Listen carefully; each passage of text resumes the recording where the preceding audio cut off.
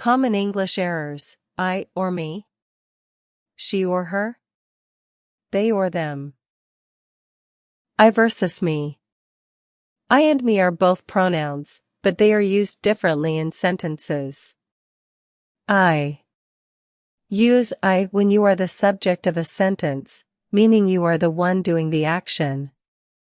Example: I am going to the store.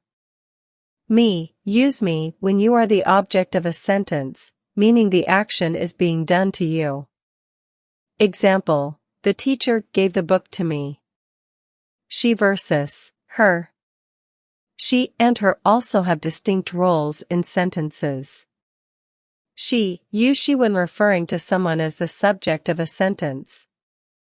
Example: she is studying for her exams. Her. Use her when referring to someone as the object of a sentence. Example: I talked to her yesterday. They versus them. Like the previous pairs, they and them have different uses too.